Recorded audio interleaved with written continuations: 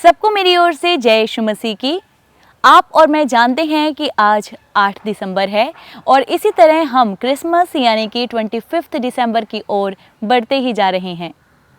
तो आज हम जिस प्रोफेसी के बारे में बात करने वाले हैं वो है the king of the earth के बारे में। आज जो भविष्यवाणी के बारे में हम बात करने वाले हैं वो है the reign of the sovereign sun. तो हम देखते हैं पुराने विधान में, पुराने नियम में हम प्रभु यीशु मसीह की उपस्थिति काफ़ी जगह पर देखते हैं। हम प्रभु यीशु मसीह की प्रेजेंस को काफ़ी जगह पर देखते हैं। बहुत सारे ऐसे रेफरेंसेस हैं, बहुत सारी प्रोफेसीज हैं पुराने विधान की जो हम देखते हैं और देखते हैं प्रभु यीशु मसीह की उपस्थिति उन प्रोफेसीज में, उन भविष्यवाणियों में। लेकिन पवित्र बाइबल के पुराने विधान में, ओल्ड टेस्टामेंट में हम ये प्रोफेसी तो देखते हैं कि मसीहा आएगा, लेकिन उसके साथ ही हम एक और प्रोफेसी देखते हैं प्रभु यीशु मसीह के दूसरे आगमन की भी, यानी कि the second coming of Jesus की प्रोफेसीज भी हम ओल्ड टेस्टामेंट में देखते हैं। नए नियम में बहुत से स्त्रोत ग्रंथ का रेफरेंस लिया गया है प्रभु यीशु मसीह के लिए, उनकी भविष्यवाणियों के लिए। लेकिन सबसे ज़्यादा जो स्त्रोत इस्तेमाल हुआ है नए नियम में, न्यू टेस्टामेंट में, वो है स्त्रोत ग्रंथ अध्याय 2। और इस स्त्रोत ग्रंथ में जिस शासक की बात की गई है, प्रभु के प्रेरितों ने भी वो सब कुछ प्रभु यीशु मसीह में ही देखा, किसी और में कभी नहीं। तो इससे पहले कि हम आगे बढ़ें, हम इस स्त्रोत ग्रंथ को ज़रूर पढ़ेंगे। अगर हम पवित्र बाइबल को खोलें और देखें तो स्त्रोत ग्रंथ 2, उसकी हेडिंग में ही लिखा हुआ है मसीह का राज्याभिषेक। तो हम देख सकते हैं कि परमेश्वर पिता ने अपने लोगों के साथ उनको उनके पापों से छुड़ाने के लिए ये तो प्रॉमिस किया ही था कि एक मसीहा आएगा और उन्हें छुड़ाएगा उनके पापों से, उनके दुखों से, उनके कष्टों से और उनकी पाप करने की आदत से। लेकिन इसके साथ ही जब हम स्तोत्र ग्रंथ 2 को पढ़ते हैं तब हम देखते हैं कि परमेश्वर पिता ने ये भविष्यवाणी भी साथ में ही कर दी थी कि वो अपने लोगों का न्याय करने दोबारा फिर से आएगा, जिसे हम सेकंड कमिंग ऑफ जीसस कहते हैं, प्रभु यीशु मसीह का दूसरा आगमन। तो हम पढ़ेंगे स्तोत्र ग्रंथ अध्याय 2। इसमें लिखा है, राष्ट्रों में खलबली क्यों मची हुई है? देश देश के लोग व्यर्थ की बातें क्यों करते हैं? पृथ्वी के राजा विद्रोह करते हैं, वे प्रभु तथा उसके मसीह के विरुद्ध षड्यंत्र रचते हैं और कहते हैं, हम उनकी बेड़ियां तोड़ डालें, हम उनका जुआ उतार कर फेंक दें। जो स्वर्ग में विराजमान है वह हंसता है, प्रभु उन लोगों का उपहास करता है। वह क्रुद्ध होकर उन्हें डांटता और ये कहते हुए उन्हें आतंकित करता है, मैंने ही अपने पवित्र पर्वत सियोन पर अपने राजा को नियुक्त किया है, मैं ईश्वर की राजाज्ञा घोषित करूंगा। प्रभु ने मुझसे कहा, तुम मेरे पुत्र हो, आज मैंने तुमको उत्पन्न किया है।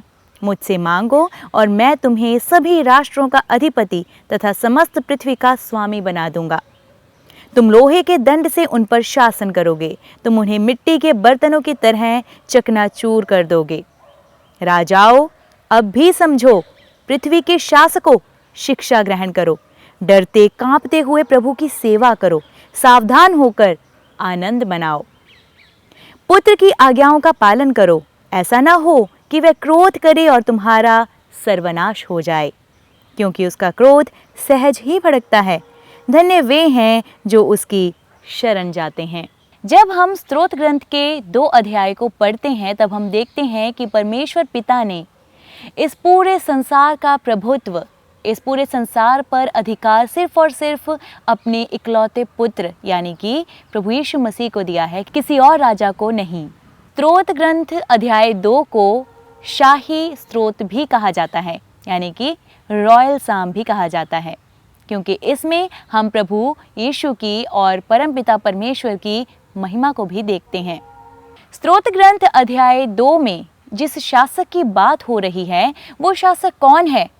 भजनकार यानी कि साम राइटर जिसने इस स्तोत्र को लिखा है, यानी कि राजा दाऊद, वो इस बात को स्पष्ट नहीं करते हैं। लेकिन नए नियम में हम इसके बहुत से रेफरेंसेस देखते हैं जो इस बात की पुष्टि करते हैं कि ये जो शासक है ये स्वयं प्रभु यीशु मसीह ही है। हम इसका रेफरेंस देखेंगे नए नियम में रोमियो के नाम पत्र अध्याय 1 पद संख्या 3। Letter to Romans chapter 1 verse 3। इसमें लिखा है, यह सुसमाचार ईश्वर के पुत्र हमारे प्रभु ईसा मसीह के विषय में है। और इसी की 4 वर्स यानी कि चौथी आयत में लिखा हुआ है पद संख्या 4 में, वह मनुष्य के रूप में दाऊद के वंश में उत्पन्न हुए और मृतकों में से जी उठने के कारण पवित्र आत्मा द्वारा सामर्थ्य के साथ ईश्वर के पुत्र प्रमाणित हुए। तो रोमियो के नाम संत पौलुस का ये जो पत्र है उसके अध्याय 1 पद संख्या 3 और 4 में जो हम पढ़ते हैं उसमें ये बात क्लियर होती है कि प्रभु यीशु मसीह ही वो शासक हैं। और इसमें एक और बात हम देखते हैं कि इसमें लिखा, वह मनुष्य के रूप में दाऊद के वंश में उत्पन्न हुए और मृतकों में से जी उठने के कारण पवित्र आत्मा द्वारा सामर्थ्य के साथ ईश्वर के पुत्र प्रमाणित हुए। यानी कि प्रभु यीशु मसीह इस संसार में दाऊद के वंश में से निकल कर आए। अगर हम ध्यान से पवित्र बाइबल में वंशावली को पढ़ते हैं, अगर हम ध्यान से पवित्र बाइबल में नए नियम में वंशावली को पढ़ते हैं, तब उसमें देखते हैं कि यूसुफ जो प्रभु यीशु मसीह के अर्थली फादर थे, जोसेफ, वो दाऊद के वंश यानी कि यहूदा के गोत्र में से थे। हम जानते हैं कि प्रभु यीशु मसीह असल में यूसुफ के पुत्र नहीं थे, सिर्फ और सिर्फ उन्हें यूसुफ का नाम दिया गया था। क्योंकि हम जानते हैं कि ये जो हमारी सोसाइटी है, हमारा समाज है, ये किसी भी बच्चे को उसके फादर नेम के साथ ही एक्सेप्ट करती है। और यही हुआ प्रभु यीशु मसीह के साथ भी, क्योंकि हम जानते हैं कि पवित्र कुंवारी मरियम पवित्र आत्मा के द्वारा गर्भवती हुई थी और वो परमेश्वर के इकलौते पुत्र को जन्म देने वाली थी। अगर हम देखें तो यीशु के अर्थली फादर यानी कि जोसेफ का इसके साथ कोई ज़्यादा संबंध नहीं था, लेकिन उन्हें चुना गया प्रभु यीशु मसीह को दाऊद के वंश यानी कि यहूदा के गोत्र में से निकला हुआ दिखाने के लिए। तो जब हम रोमियो के नाम संत पौलुस के पत्र अध्याय 1 की 3 और 4 वर्स को पढ़ते हैं तो उसमें ये तो क्लियर हो जाता है कि शारीरिक रूप से प्रभु यीशु मसीह दाऊद के वंश से निकले हैं। और बाइबल में बहुत बार हम कुछ ऐसे किस्सों को, कुछ ऐसे इंसिडेंट्स को भी पढ़ते हैं जहां यीशु को बहुत से लोगों ने दाऊद के पुत्र, दाऊद के वंश से निकले हुए कहकर संबोधित किया। और हम ऐसा एक इंसिडेंस भी नए नियम में पढ़ते हैं कि एक बार जब बहुत सी भीड़ यीशु मसीह के पीछे पीछे जा रही थी, तब एक जन्म से अंधा प्रभु यीशु मसीह को आवाज़ लगाने लगा कि हे दाऊद के पुत्र, मुझ पर दया कर। तो ये बात तो क्लियर हो जाती है कि शारीरिक रूप से प्रभु यीशु मसीह दाऊद के वंश से ही निकले हैं। वो एक शाही घराने से निकले हुए हैं और इसीलिए उन्हें चुना परमपिता परमेश्वर ने एक शासक के रूप में, जो पूरी पृथ्वी पर यानी कि समस्त पृथ्वी पर शासन करेगा और सदा काल के लिए करेगा।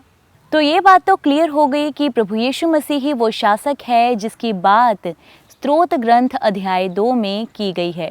लेकिन एक बार फिर से हम रुक करेंगे स्तोत्र ग्रंथ में, अध्याय 2 को देखेंगे कि ये जो अध्याय 2 है इसे मेनली 3 हिस्सों में डिवाइड किया गया है।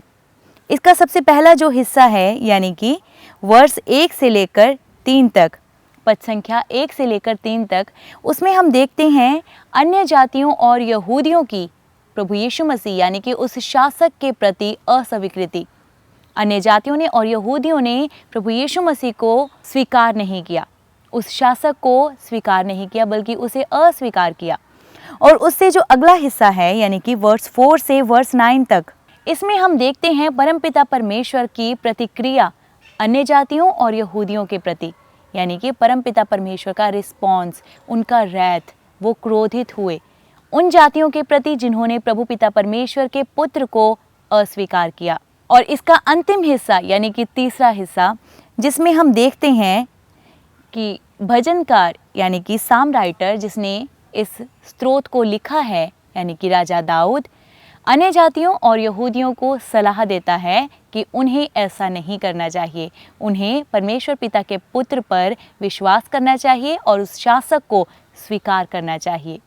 तो आइए इस क्रिसमस प्रभु यीशु मसीह के जन्म दिवस को, उनके बर्थडे को हर्ष और उल्लास से मनाने के लिए अपने आप को आत्मिक रीति से तैयार करें और प्रभु यीशु मसीह को यानी कि the king of the heavens and the earth को अपने जीवन में स्वीकार करें और उन्हें अपने जीवन को शासित करने दें। प्रार्थना करें परमेश्वर पिता से कि प्रभु यीशु मसीह, जो कि समस्त पृथ्वी का शासक है और स्वर्ग का भी शासक है, वो हमारे जीवन को भी शासित करे और हमारे जीवन को अपने अधिकार में ले। जैसा वो चाहता है वैसे ही हमारे जीवन को चलाए। तो आने वाले दिनों में जानने के लिए प्रभु यीशु मसीह के जीवन के बारे में और भी भविष्यवाणियाँ, जुड़े रहें हमारे साथ और देखते रहें प्रार्थना भवन TV. Stay blessed, God bless you all.